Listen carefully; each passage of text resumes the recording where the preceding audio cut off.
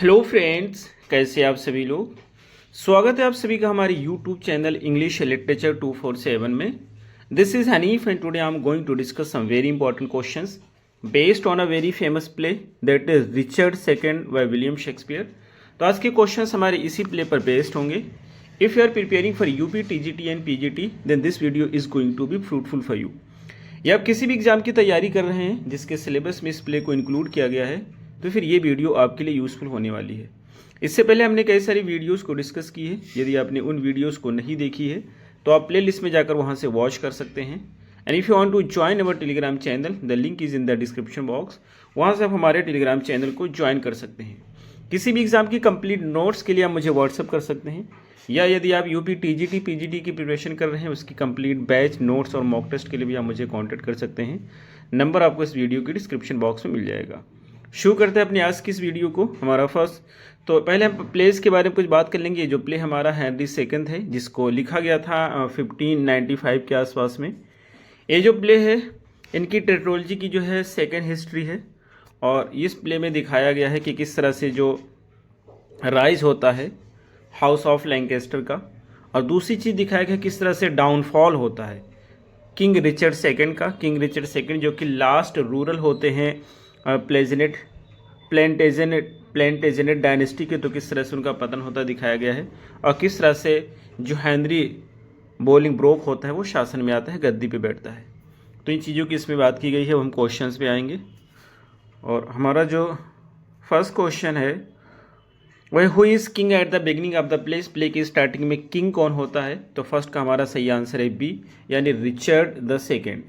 Next question is second who accuses Thomas Mowbray of treason. कौन सा व्यक्ति होता है जो थॉमस मोब्रे को गद्दारी के लिए अक्यूज करता है। तो सेकंड का हमारा सही आंसर है बी, यानी हेनरी बोलिंगब्रोक।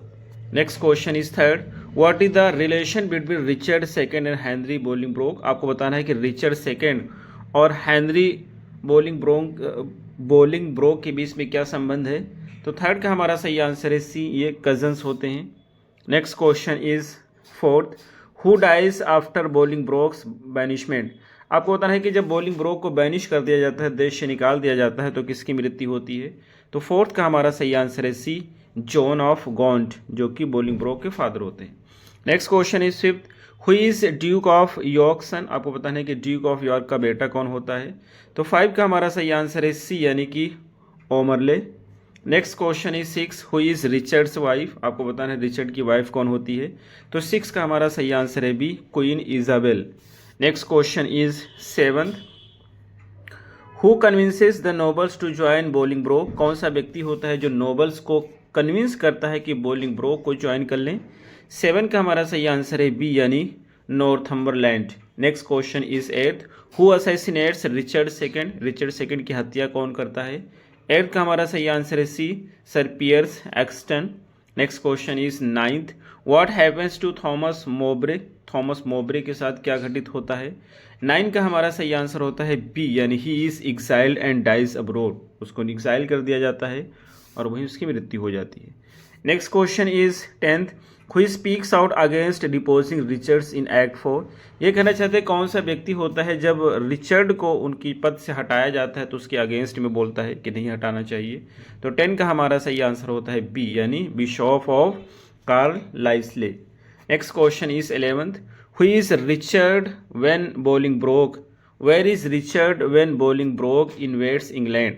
आपको बताना है कि रिचर्ड कहाँ पर होते हैं जब बोलिंगब्रोक आक्रमण करते हैं इंग्लैंड पर। तो 11 का हमारा सही आंसर होता है B, Ireland. Next question is 12 why does Richard seize John of Gaunt's wealth. आपको बताना है कि जो रिचर्ड होता है वो जॉन ऑफ गॉन्ड की संपत्ति को क्यों सीज कर लेता है। तो 12 का हमारा सही आंसर है ये, to fund a war in Ireland. Ireland में वो जंग लड़ रहा होता है तो उसी की फंडिंग के लिए ले लेता है। Next question is 13 how does Bolingbroke gain support. Bolingbroke को सपोर्ट कैसे मिलता है। तो 13 का हमारा सही आंसर है B, by promising to restore order. ये जो है व्यवस्था बहाल करने का वादा करते हैं उस पर। Next question is 14 who remains loyal to Richard even after his deposition. कौन सा व्यक्ति होता है तो रिचर्ड के लिए वफादार रहता है, उसको उसकी पोस्ट हटा देते हैं उसके बाद भी। तो 14 का हमारा सही आंसर है ये, Aumerle. Next question is 15, how does Richard react to his imprisonment? Richard को जब कैद किया जाता है तो किस तरह से रिएक्ट करता है? 15 का हमारा सही आंसर है B, he reflects on his faith and identity. वो अपनी पहचान और किस्मत पे चिंता करता है, सोचता है। Next question is 16, who begs King Henry Fourth to spare Aumerle? कौन सा व्यक्ति होता है जो किंग हेनरी फोर्थ से बेग करता है, रिक्वेस्ट करता है कि ओमरले को छोड़ दिया जाए?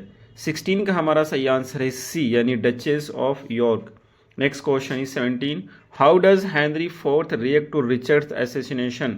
आपको बताना है कि हेनरी जो फोर्थ होता है वो रिचर्ड के असैसिनेशन पे किस तरह से रिएक्ट करता है। तो 17 का हमारा सही आंसर होता है सी, यानी he pretends to be shocked and was to go on a pilgrimage. वो ऐसा बहाना करता है जैसे उसको बहुत ही दुख हुआ है, चिंता हुआ है, और तीर्थ यात्रा पे चला जाता है, का कसम लेता है। Next question is 18, who is executed alongside Bushy and Green? Bushy और ग्रीन के साथ साथ में किसको जो है एग्जीक्यूट किया जाता है, मारा जाता है, फांसी दिया जाता है? तो 18 का हमारा सही आंसर होगा बी, यानी कि the Earl of Wiltshire. Next question is 19th, where is Richard imprisoned? आपको बताना है कि रिचर्ड को कहाँ पे कैद किया जाता है। तो 19 का हमारा सही आंसर होता है सी, यानी पोम्फ्रेट कैसल में। Next question is 20th, how does the play and? आपको बताना है कि प्ले की एंडिंग कैसे होती है। तो 20 का हमारा सही आंसर होता है C, Richard is murdered and Henry Fourth rule begins with uncertainty. Richard क्या मर्डर कर दिया जाता है? रिचर्ड का हेनरी फोर्थ का जो शासन होता है अनिश्चितता, अनसर्टेनिटी के साथ शुरू होता है। Next question is 21, what theme is central to Richard's downfall? कौन सी थीम होती है जो मेन विषय होता है रिचर्ड के डाउनफॉल का? तो 21 का हमारा सही आंसर होता है B, the divine right of kings, राजाओं की दैवीय अधिकार। Next question is 22, what does Richard compare himself to in his final monologue? Monologue होता है जो एक ही व्यक्ति के द्वारा बोली जाती है स्पीच। तो ये कहना चाहते हैं जो फाइनल मोनोलॉग होता है उसमें रिचर्ड अपने आप को किससे कंपेयर करता है? 22 का हमारा सही आंसर है C, a mirror. Next question is 23rd, which symbol represents Richard's lost power? कौन सा सिंबल होता है जो रिचर्ड के लॉस्ट पावर को रिप्रेजेंट करता है? तो 23 का हमारा सही आंसर होता है A, his crown. Next question is 24, what does Henry fourth uneasy reign for shadow? आपको बताना है कि जो हेनरी फोर्थ का अनईजी रेन है, यानी कि जो है अनईजी रेन, अनकंफर्टेबल रेन होता है, वो किस चीज़ की भविष्यवाणी करता है, संकेत करता है? तो 24 का हमारा सही आंसर है सी, बी, यानी कि फ्यूचर सिविल वार की संकेत देता है। Next question is 25, which character's speech mourns England's decline and under Richard? कौन से कैरेक्टर होता है जिसकी स्पीच विलाप करती है इंग्लैंड के डिक्लाइन पर रिचर्ड के अधीन? तो 25 का हमारा सही आंसर है ए, यानी John of Gaunt. Next question is 26, who is the main antagonist of the play? Play का मेन विलेन कौन है आपको बताना है। तो 26 का हमारा सही आंसर है ये, Bolingbroke. Next question is 27, who does Richard call his court flatterer? Flatterer means जो चापलूसी करते हैं, तो किसको रिचर्ड कहता है कोर्ट फ्लैटरर? 27 का हमारा सही आंसर होता है ए, यानी Bushy, Bagot and Green.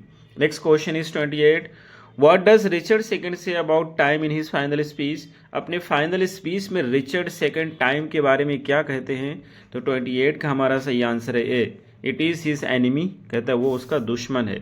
Next question is 29, who originally suggest a duel between Bolingbroke and Mowbray? कौन सा व्यक्ति होता है जो सजेस्ट करता है कि एक कुश्ती होना चाहिए बोलिंगब्रोक और मोब्रे के बीच में? तो 29 का हमारा सही आंसर होता है बी, यानी कि किंग रिचर्ड सेकंड।